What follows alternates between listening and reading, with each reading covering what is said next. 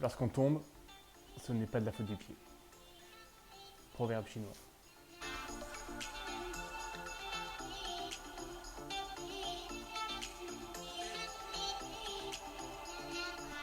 Bonjour, c'est Olivier pour Systémique.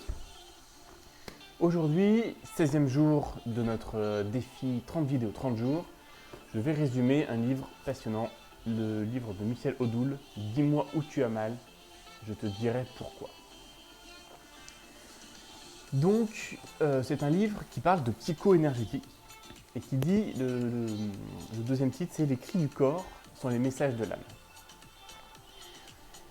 On a tous des maladies, on a tous des problèmes physiques plus ou moins graves, des problèmes psychologiques aussi, pareil, plus ou moins graves, parfois c'est bénin, parfois c'est ça peut même être traumatisant. Et on s'est tous révoltés contre ça, en disant c'est injuste, c'est tombé sur moi mais je ne sais pas pourquoi. Pourquoi est-ce que moi je devrais subir ça et pourquoi certaines personnes sont en très bonne santé? Et donc on a une espèce de lassitude, on a une espèce de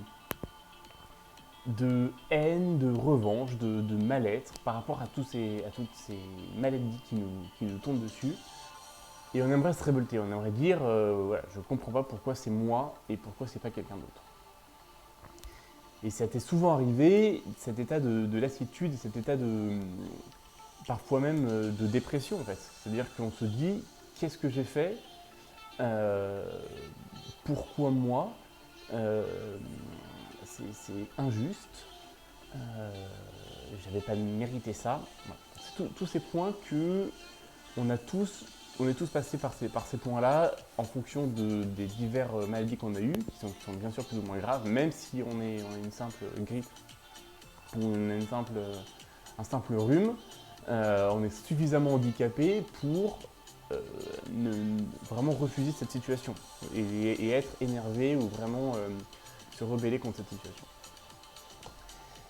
Et ça nous prouve aussi que quand on a la pleine santé, et ben en fait c'est toujours inconscient. Voilà. Donc la première chose c'est déjà de remercier pour la pleine santé, parce que la douleur, la maladie, toutes ces choses-là, en fait, nous font rappeler que justement on n'est pas en bonne santé. Et on se dit jamais, on n'a jamais un message qui nous dit ah tout va bien en ce moment, aujourd'hui, profites-en. Alors. Et du coup, le premier point de ce livre, c'est de... Il y a 7 points. Et on va parler des différents messages du corps. Voilà. Parce que toutes nos souffrances, toutes les choses, les façons de réagir qui sont un peu négatives par rapport aux maladies qu'on a, viennent d'une vraie légitimité, celle d'être en bonne santé et celle de vouloir s'améliorer et celle de vouloir aller bien. Voilà. Donc, si je peste contre tout ce qui m'arrive, c'est surtout que j'ai envie d'aller mieux et j'ai besoin d'aller mieux parce que c'est toujours très pénible. Et ça, c'est très légitime. Et on va voir dans ce livre pourquoi les maladies nous arrivent. Qu'est-ce qui fait et quels sont les processus qui sont derrière. Et c'est vraiment un livre qui est passionnant. Il faut être prêt à se prendre des claques parce que tout ce que vous avez vécu, vous prenez là actuellement le dernier petit souci physique, peut-être le plus bénin, vraiment le moins important, ou parfois malheureusement il peut être un peu plus important. Et ce livre va vous donner une réponse. Ce n'est pas une réponse scientifique, ce n'est pas une réponse qui marche à tous les coups, c'est toujours une symbolique, mais il y a toujours une raison à ça. Et en ce sens, est-ce qu'on est prêt à entendre ce qui ne va pas chez nous? Voilà, si j'ai tel ou tel problème, est-ce que je suis prêt à écouter la réponse, la cause qui vient de ça? Et bien parfois non. Voilà. Parfois je vous dis clairement non, ça fait trop mal, ça fait se prendre une claque comme ça dans la gueule. Mais bon, si on est prêt, et ben c'est déjà la première voie vers le premier pas sur le chemin de la guérison, de l'acceptation en fait de ce qu'on a et de pourquoi on l'a. Voilà. Rapidement, je vous passe un peu les différents points. Je vais pas, donc il parle beaucoup de médecine chinoise, voilà, je ne vais pas non plus vous faire une vidéo trop compliquée là-dessus parce que je ne suis pas spécialiste. Mais je vous donne quelques points qui sont quand même très très intéressants et si ça vous intéresse, vous pourrez acheter le livre parce que si vous avez un symptôme précis, une maladie précise, ça va forcément répondre. Il passe vraiment l'ensemble du corps et l'ensemble des parties du corps. Donc le plus important, c'est d'abord la calèche. La calèche, c'est une métaphore chinoise de la vie, qui est très très poussée. Je vais essayer de la faire le mieux possible. Donc, il dit que la calèche, c'est le corps humain. Voilà. On est tous sur le chemin de la vie dans une calèche qui représente notre corps humain. Et le chemin, c'est la vie. Le chemin, il est bordé de fossés de chaque côté du chemin. Donc ça, c'est les limites, voilà, que parfois on franchit, parfois on tombe dans le fossé. Le chemin, c'est pas une autoroute. Le chemin, il a des ornières, il a des nids de poules, il a parfois des pierres. Et ça, c'est toutes les difficultés qu'on a dans la vie. Les difficultés de relations, les difficultés de travail, les difficultés de familiales. Chacun a des problèmes dans la vie, tout simplement. Donc ça, c'est le chemin qui représente ça. La calèche est tirée par 2 chevaux. Donc le cheval de droite, pardon, et le cheval de gauche. Le cheval de droite, ça rappelle tout ce qui est la mer, d'accord, il appelle ça le yin.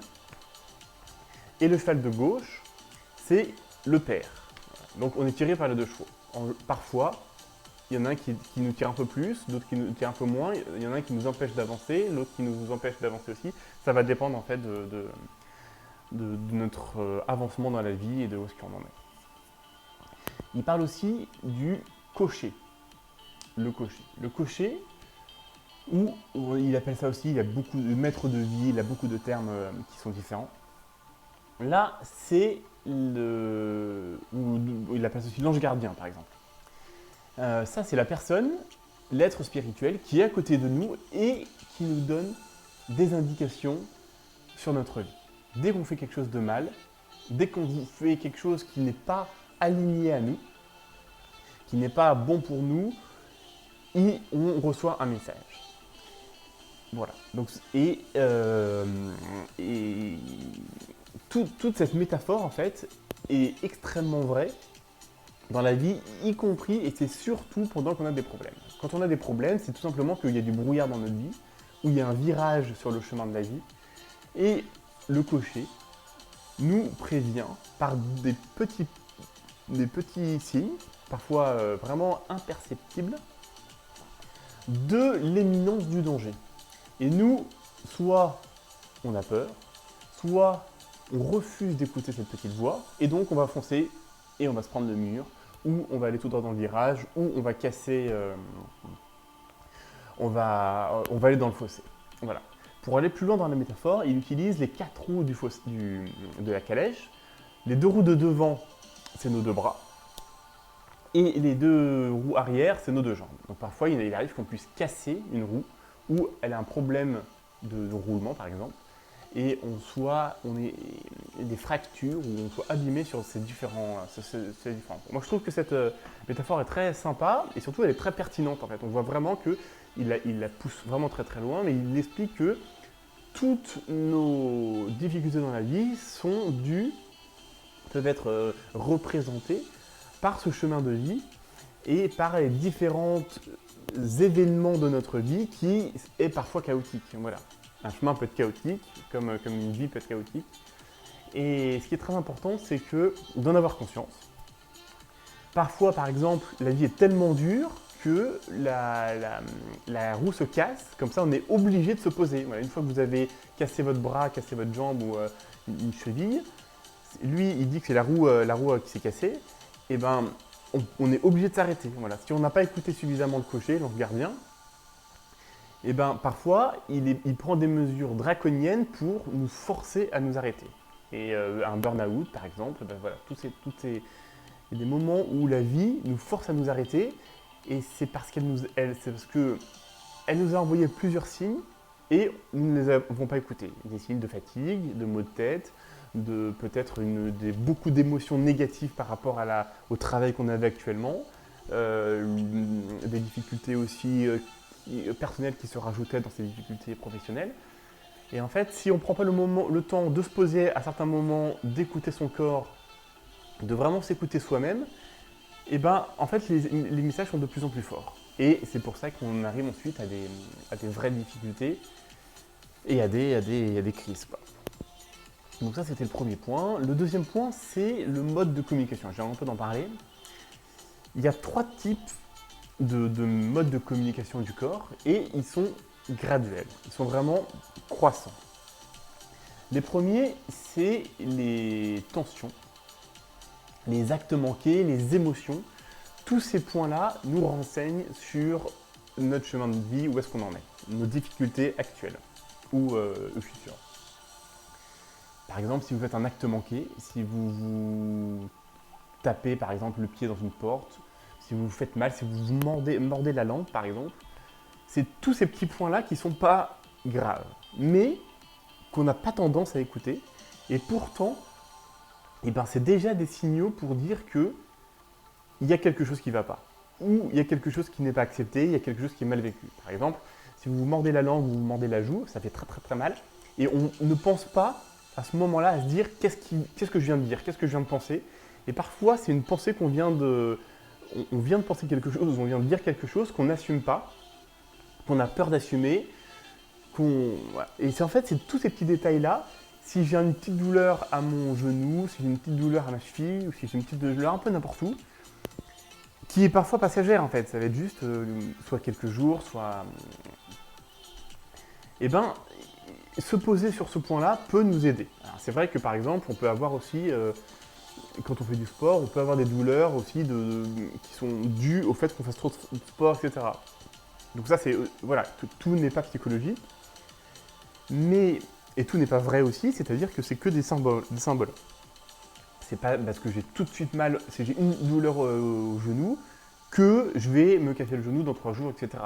C'est pas du tout ça. Mais par contre, et si j'ai une petite douleur au genou que je ne l'écoute pas, ensuite ça peut aller à d'autres endroits. Voilà. C'est beaucoup, beaucoup plus complexe que ça.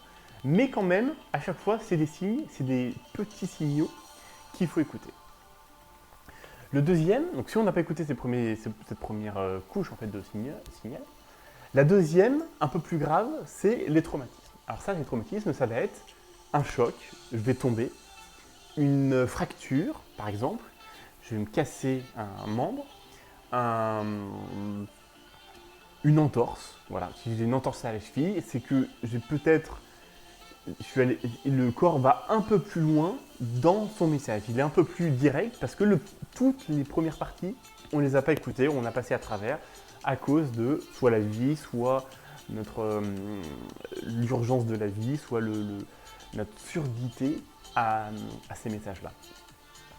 Ça, c'est le deuxième. Le troisième, il est évidemment encore plus grave, quand on n'a pas écouté ces traumatismes, on s'est cassé quelque chose, même si le fait de se casser quelque chose, on est obligé de se poser, donc déjà on est obligé de répondre à ce besoin-là pour réparer, pour cicatriser.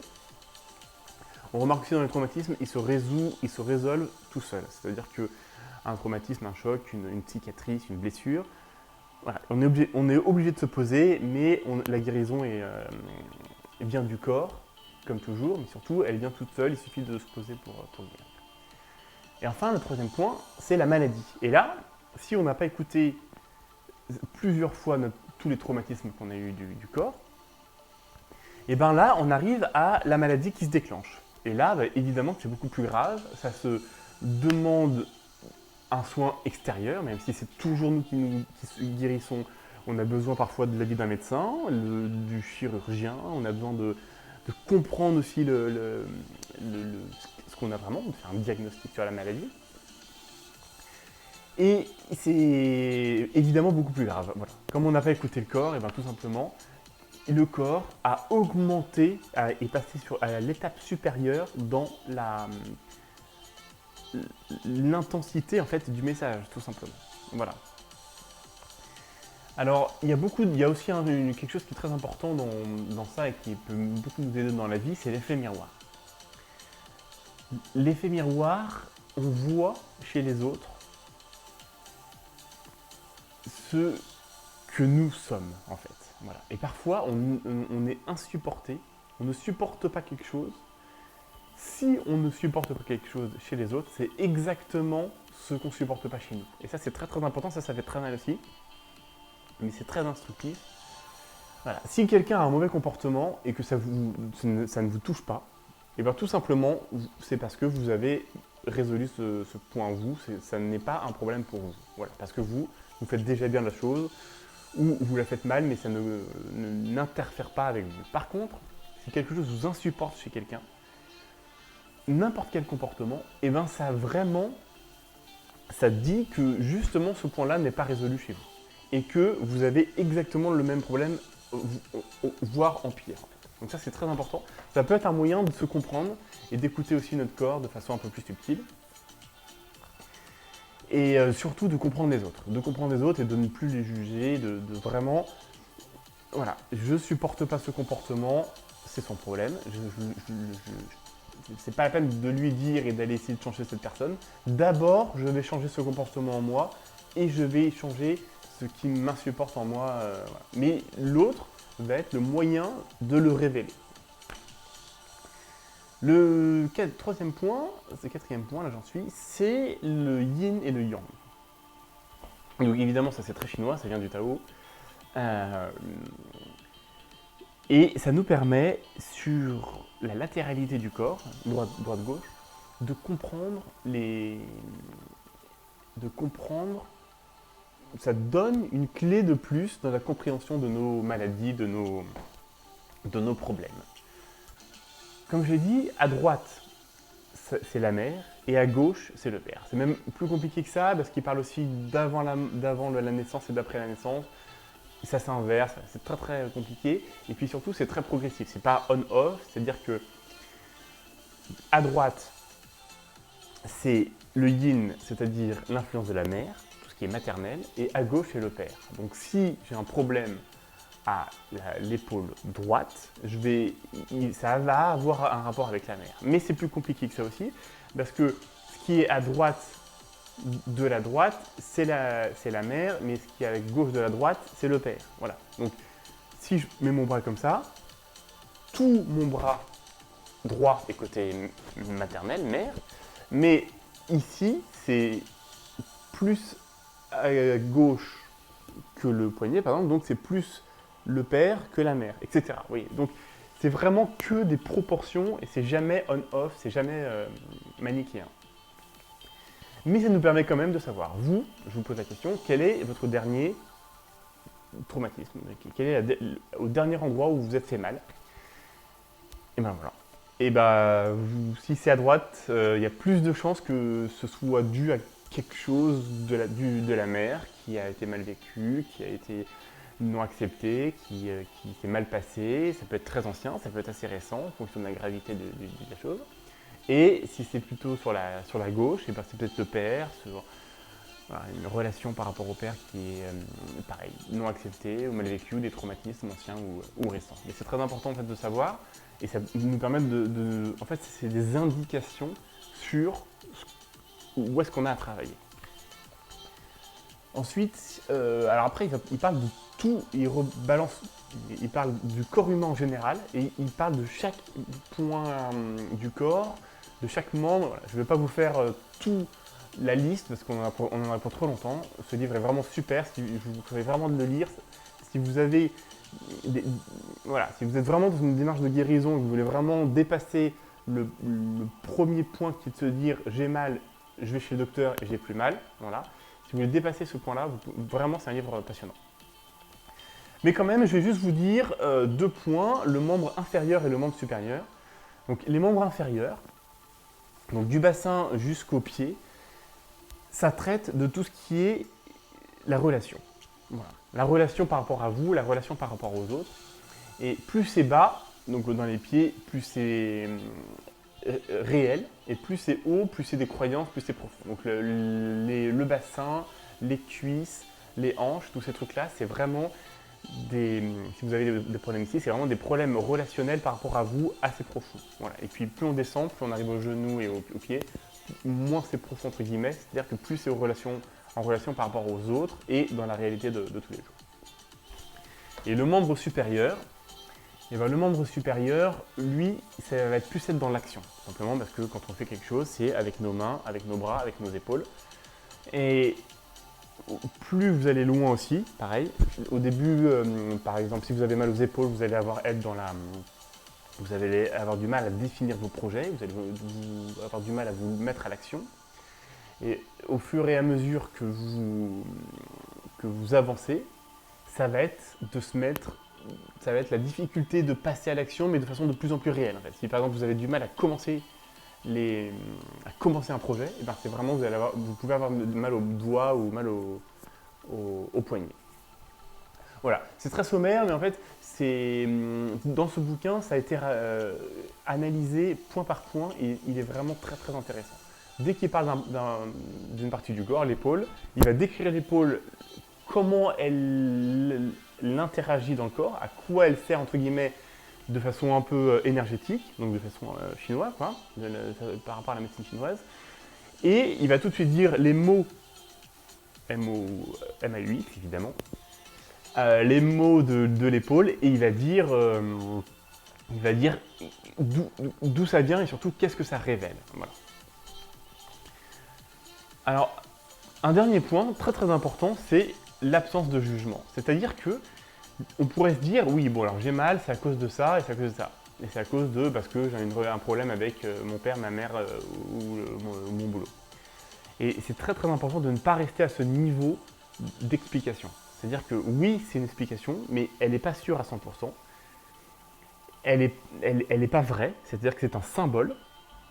Et ça nous aide à l'accepter, ça nous aide à la dépasser, ça nous aide peut-être, ça nous donne une voie pour trouver la solution, mais ça n'est pas la solution. C'est ça qui est très important. C'est absolument pas à enfermer dans un jugement, c'est vraiment toujours une ouverture vers la guérison, c'est-à-dire vers l'acceptation et vers le fait que le corps lui-même se guérit.